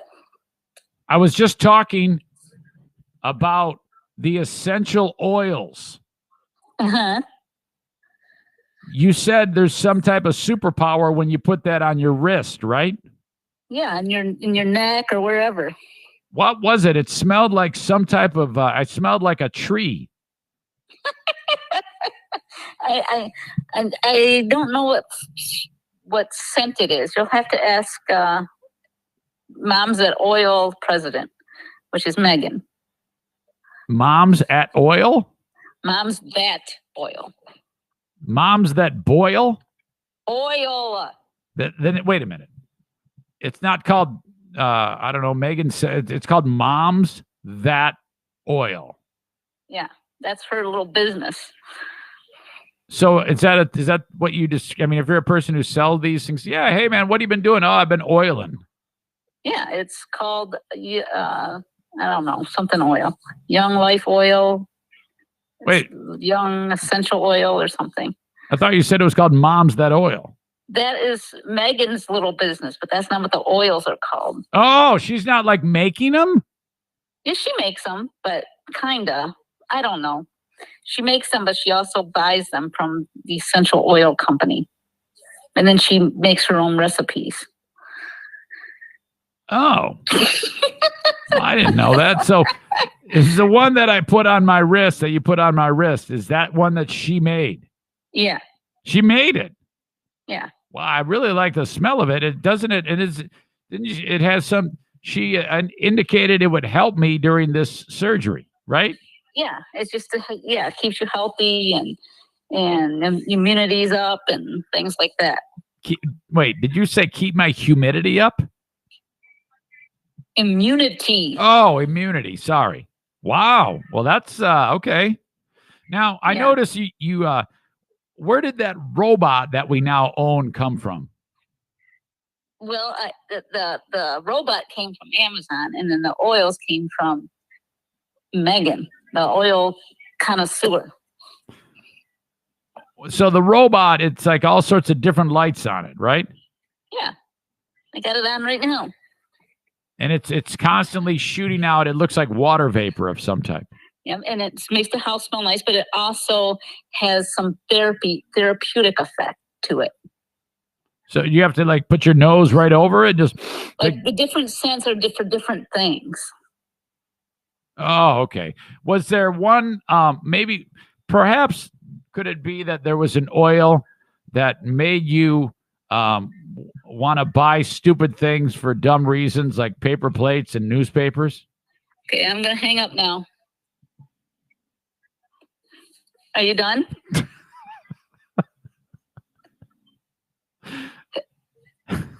Come on, that was a nice little Nice turn. little jab. That was a nice little turn. No. All right. Well, Okay. I really like the oils. I'm really happy with Megan's. Yeah, they're awesome. Yeah. How did you see? Now that's a good purchase there. That's That is a good purchase, I know. The newspaper, no. The paper plates, no.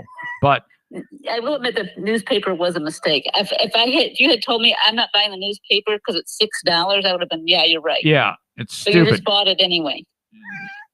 Was that Milo? Yes, he's making pizza on my legs, or he was. Oh, Milo. Hello, baby. Now he's under the Christmas tree. Oh, Milo. Hello. All right. So how did you find out about Megan's oil business? Well, I've known about these oils, but then I found out she sold them through Facebook or something, or she texted me. I don't remember. Do you recommend that other people get the oils? Yes. Oh, you like it? It's a big thing. Yes. Okay. Well, there you go. There you go, audience. Megan's selling oil. It's Moms That And then Oil. there's this one that you have to roll on my back because you know how my back's been kind of tightened up. Yeah. That's supposed to cure my back ailments.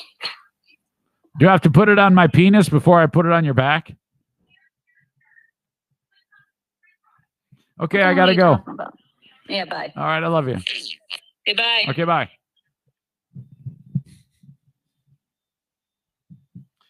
you remember the guy who was his truck broke down and then jumped on his longboard, had his a bottle of ocean spray, cran apple or cranberry juice or whatever the hell it was, records a video, posts it to TikTok, singing a Fleetwood Mac song. Next thing you know, the whole world is talking about this guy. Nathan Apodaca. My God, I mean, unbelievable sensation. That video, I watched it again. I've seen it a million times. It's really great. I still like watching the video. And the fact that this guy was this is a perfect example of how things you can be at the bottom of the heap 1 second and in the blink of an eye at the tip top of the heap. The amount of attention that this TikTok video has gotten him has led him to all sorts of fame, fortune, and attention. More than 6 million people follow this guy on TikTok now. Now, he was living in an old shitty-ass trailer, similar to what I have at Fear Bunker North, and also similar that it had no running water. I forgot what he did for a living. He didn't have to do that anymore. The guy's filthy freaking rich now. Everybody's giving him all sorts of shit. It's incredible. And and all because of this stupid video of him on a skateboard. It actually took the song, the Fleetwood Mac song that he was singing, and it like immediately became like number one in the whole world. Like everybody's singing this freaking song. The Ocean Spray Company gave the guy, Nathan, also known as @420 Dogface with 2 G's, 208. They're like, man, we got so much mileage out of you drinking our products in that video that we are giving you a brand new Nissan truck, brand new Nissan Frontier pickup truck. And it was like they gave him a whole bunch of product, and there's a picture of him with the folks from Ocean Spray, and they're all happy and shit like that. And then the folks from Nissan are like, oh my God, this is so great. This is the best publicity we've ever gotten. This is so fantastic. Hell yes, we're going to give you this truck. You are awesome. So you got the Nissan people, you got the Ocean Spray people. This guy is getting probably tons of tail thrown at him. He's the most famous guy in town, and the world. What does he do? The balls on this guy. He didn't like the truck. He didn't like the truck. So you know what he did? He traded it in for a Chevy Silverado. Oh, he traded it in. I'd rather have a Silverado. Oh, my God. His video still gets us huge amounts of viewership. His success has clearly afforded him a truck upgrade. And wow. Actually, it says here neither Nissan nor GM are associated with his truck choices. It was all an Ocean Spray thing. I guess I got that wrong. Boy, I don't know if I'd have the nerve to do that, but they gave it to him as a gift, and he's like, "Fuck, I'd rather have a Chevy truck, man." If you're Chevy, you're like that. What you do if you're Chevrolet is you like give them another one or something like that. I mean, at this point, you got to dive in on this. Everybody needs to be associated with this guy in some way, shape, or form. I wonder what that's like for a guy who's at the tip top of the heap with something like this, and eventually that star is going to fall. What's going to happen to him? Because, this guy, Apodaca, Nathan Apodaca, he got to living in that shitty trailer for a reason. Things were no doubt complex at some point in this guy's life. Is this going to be a story where, in 2 years, that truck that he just got is on blocks, or it's in the bottom of a ravine and he's slumped over the steering wheel, drunk, or some shit like that? Stay tuned. Wait for more. I'm sure we'll hear more as time passes on Nathan. I hope not. I love the guy. I'm just saying look, There's a reason why the world is the way the world is, and he was living in a shitty trailer with no running water. And I don't think it's because he was a rocket scientist. So just be on the lookout. All right. There you go. Ken Jennings is this is ridiculous, and this has nothing to do with Diana's brother hating him. Hang on, I lost the story.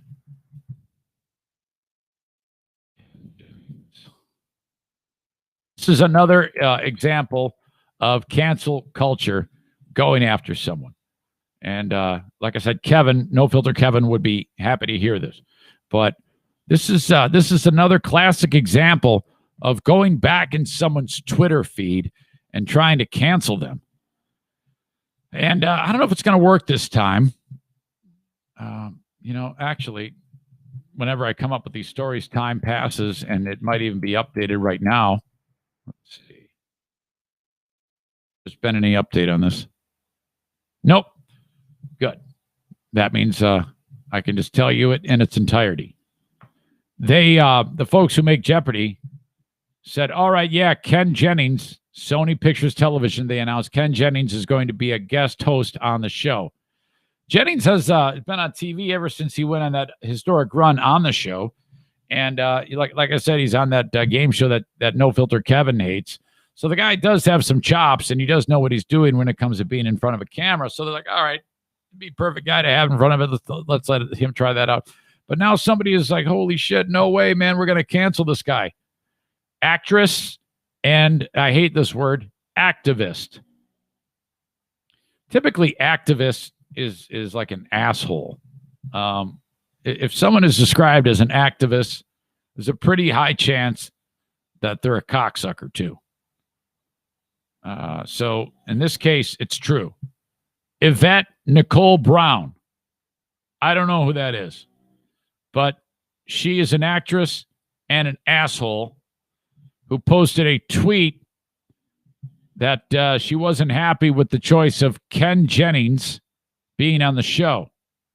When asked by people why she voiced her disapproval, she said, well, in the year 2014, in September 22nd, 2014, Ken Jennings did something on Twitter that I think is unsavory, and now he should have his life turned upside down.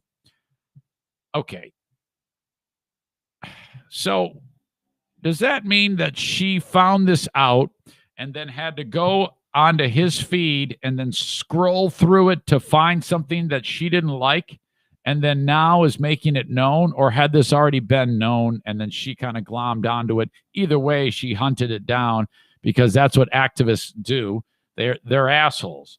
They sit there and wait for something to happen in the world, and then they try to find out a way to destroy it under the guise that they are doing good for the world.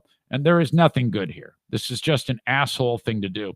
And thank God Sony Pictures Television doesn't seem to be responding to this. And I don't think it's going to get any legs, because at the end of the day, who gives a fuck? This dumb bitch wrote that she wasn't happy because of the tweet where Ken put a joke, and it said, nothing sadder than a hot person in a wheelchair.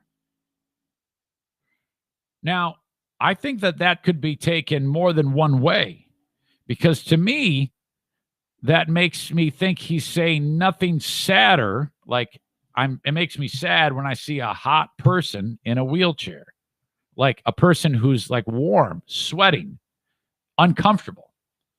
Or it could be, I guess, more sinister with nothing sadder than an attractive person in a wheelchair. All right. We don't know. I don't know what the fuck that means. It could mean more than one thing, and I don't know what's in his brain. And frankly, I don't care if it means either of those. It doesn't matter. It's a 6-year-old statement. No one gives a shit.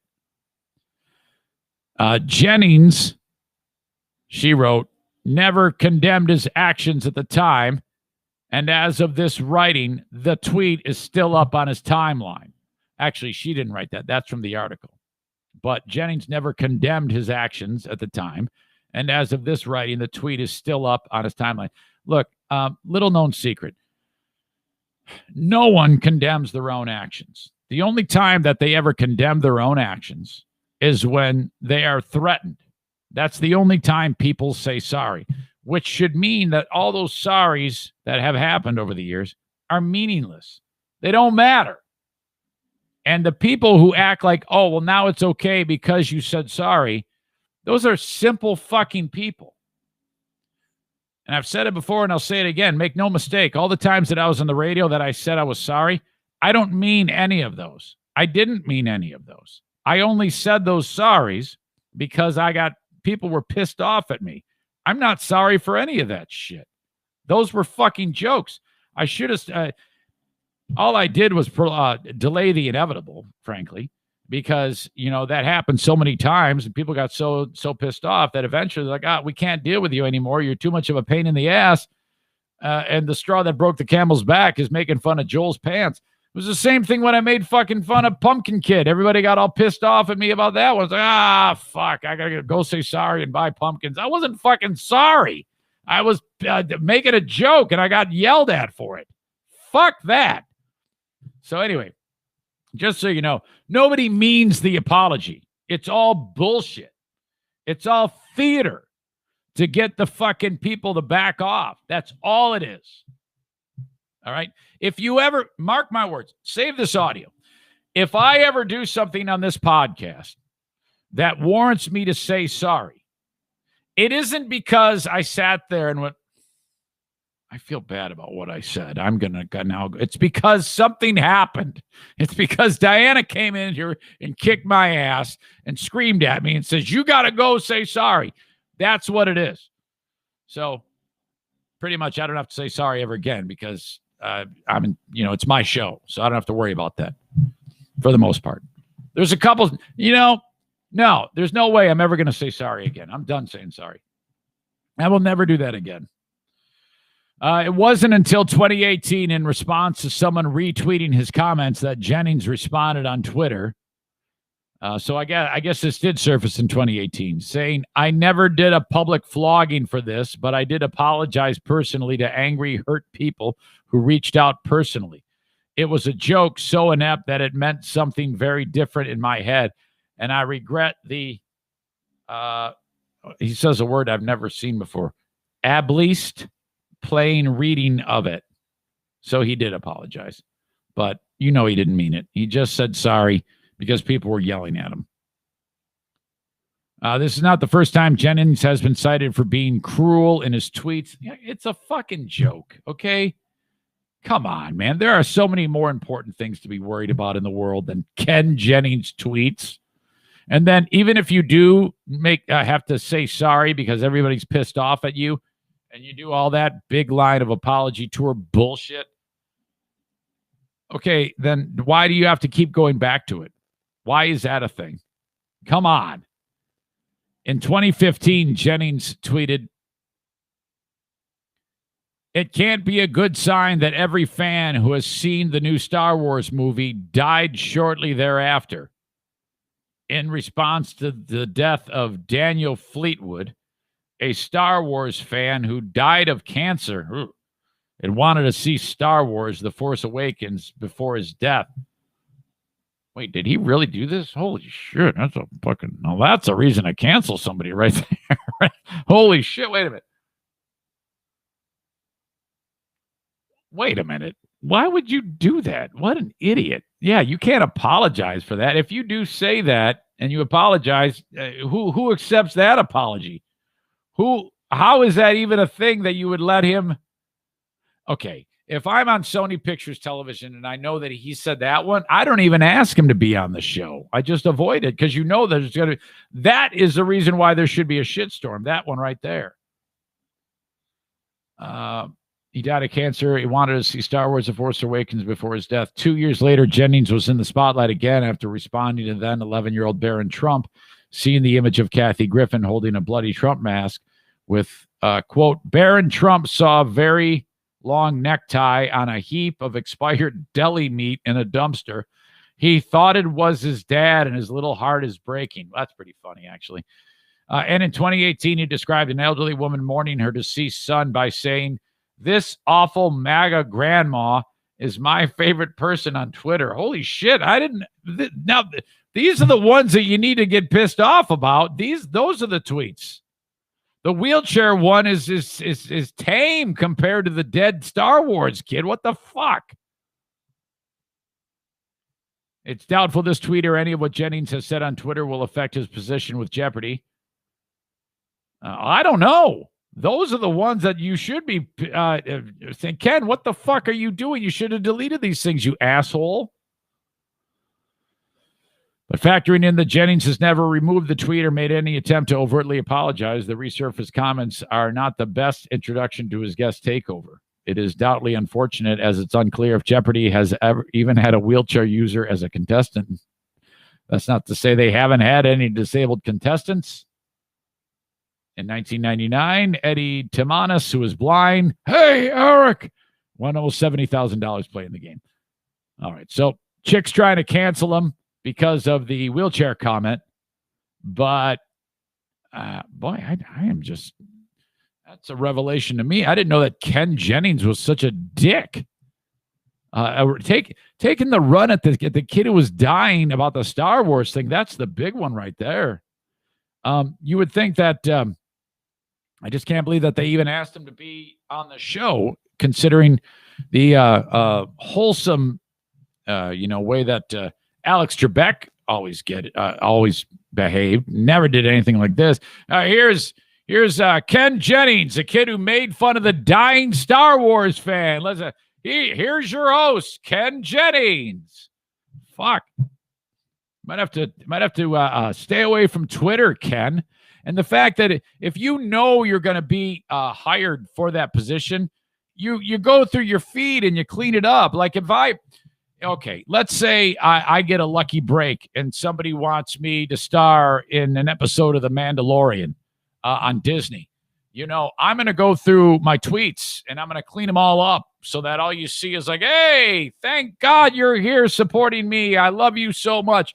You won't see any of my asshole tweets or something like that. Nothing like that. I would clean it up. I'm surprised he even let that go in the first place. So that's kind of weird. I hate cancel culture, but I think Ken Jennings might be a cock. I think No Filter Kevin might be onto something. He needs to explain the Star Wars thing. That's just weird. Horizon Hydroponics reminds you that the indoor growing season is going strong. Hopefully it's going well for you. I hope you had a good outdoor growing season, growing whatever it is you're growing. They informed me when I went over there that they had somebody who really committed here in Michigan to growing outdoors, and their plants grew 18 feet tall this year. 18 feet tall. That's like that scene. Did you ever see the movie The Beach with Leonardo DiCaprio? When he stumbles upon this amazing pot farm, my God, that's what that guy's house looked like. 18-foot plants. If you want your plants to grow 18 feet tall, probably not going to do it indoors this year, unless you got a really big house. Call upon Horizon Hydroponics, Horizen, hydroponics.com. You can order products to get your plants big and strong from anywhere in the U.S. Orders over $250 and more. The shipping is free. And use the coupon code ZaneShow at checkout, and you will save 10%. Now, the online buying, that isn't just like to have it sent to you. You can order everything and pick it up, or you can have it curbside delivered. They have all these options for you at Horizon Hydroponics. 4 locations, Alpine and Grand Rapids. Byron Center is the growers outlet. You got the Kalamazoo store and the Lansing store. Call upon them and grow those plants big and strong. Kent County Health Department reminding you that COVID is not over. Not going to be for some time.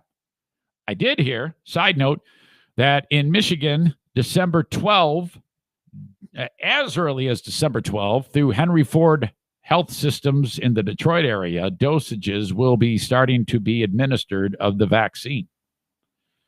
And I imagine I will hear that shortly in and around the hospital systems around where I live and where you live. Kent County Health Department reminding you, though, that until we have this taken care of, when we've established herd immunity through the vaccine, and that is the thing, to stay vigilant. Don't be like the mayor of Denver. Don't be like the dumb shits that go to Jimmy's COVIDhouse. Stay away. Wear your mask. Wash your hands. And wait. That's all you can do. That's all you can control right now. Kent County Health Department has 4 COVID testing stations. And they want to make sure that you are kept safe as much as possible. If you need any information on anything at all COVID-related in and around Kent County, access kent.com/health. Or call your local health department wherever you may be enjoying this podcast. They've got the same goal in mind always at your local health department, and that is public health.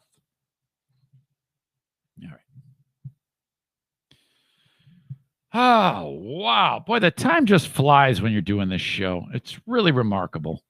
You kind of lose track of how much time has passed. I just looked at the clock and I was like, oh, my God. Got frickin' 2 hours in. Let's see. That is a snarky photo sent along by Laura from Stella Fly. I don't want to talk about that. It'll piss everybody off, but that is very, very funny. On the Patreon, I'm going to tell you about this genius kid who is 10 years old, and I think he's a sophomore in college. 10 or 11. No, he's 11 years old. And he's a sophomore in college. And it's from the Today Show. And wait until you hear about what this kid started accomplishing. You know, because when your kids are born, and then, you know, at whatever age they start to talk, and then whatever age they start to read. Well, this kid is no doubt an alien kid, proof that aliens walk amongst us. And that all happened at an unbelievable point in the kid's life, all of these milestones. And it is truly great. There is one part of the story that I don't understand, and that is how Steve Harvey, you know, from the Family Feud and radio, whatever, how he is somehow involved in this story. I don't understand it. So I'm going to get into that on the Patreon bonus podcast. Just a reminder that I will be doing the Patreon. Shortly after we get done with this one, Jeremy writes this. You can send in an email, eric@ericzaneshow.com. And Jeremy writes a subject line, kidney donation. Jeremy writes, Zane, I cannot say enough about you and your family for doing this for Jeffrey and his family. Now, I'm going to pause right there. I love hearing that, and I really appreciate it. But my goal is to make selfless moments from all of us happen regularly. And they don't have to be like giving a kidney away. What, are you crazy? I would never just say, hey, you should all give your kidneys away. This isn't for everybody. But I want to stress to you that I think each and every day we should challenge ourselves to help someone in some way, shape, or form every single day. I think that if we as people are worried only about the things that we do in our own world, I got to get gas for the car, I got to make dinner, and I got to catch up on yard work. If you do things like that, those are all good. But I want you to concentrate and challenge you to do one nice thing for a person, could be a total stranger, every single day. And it could be the smallest thing, as long as it is generous and from your heart and meant to make another soul feel good. I think if every single person does that once a day, this will be a better world. I really believe that. Jeremy continues with, there is almost nothing more unselfish as organ donation, and you, my friend, are setting a prime example for people, whether it's a live donation or donating organs in death. Well, thank you. I'm hoping and praying for all of you, and we'll definitely be thinking of all of you as the time comes. Signed Jeremy. And I know that I've gotten that so many times from so many of you. I really, really appreciate that. It is, I am delighted to have the opportunity. And I'm just thinking about Jeffrey and his family. And, we have come so far in making this happen. And I want my mind wrapped around the idea that it's important that it isn't over once the surgery ends. It is just beginning, because then it is very important to keep Jeffrey in your thoughts and your prayers and your concerns, because though you have some of the best people on the planet at doing this, it's very important that the medicine regimen works appropriately so that Jeffrey's body says, yeah, we'll let that kidney stay here for as long as it likes. That's the goal. And his recovery, and we pray that he doesn't suffer an infection or anything like that, and everything goes as planned. And to me, we've come so far flawlessly up to this point. I expect nothing but that. So I go into this with joy in my heart, powered by the giving example that you have shown me and my family for as long as we've been doing this podcast. And I have used that as a jumping off point to do what I'm doing now. So in a lot of ways, I owe this to the generosity you have all shown me and my family over the years. I think it all ties in. I think the sweet example that you have shown in helping us time and time again with just giving us your time, and then a whole lot more than that, has proven to be a wonderful example. So thank you. I can't express that enough. You guys are absolutely incredible. And so with that, we will end the show from the Baldwin Ace Hardware Fear Bunker Studio for the time being.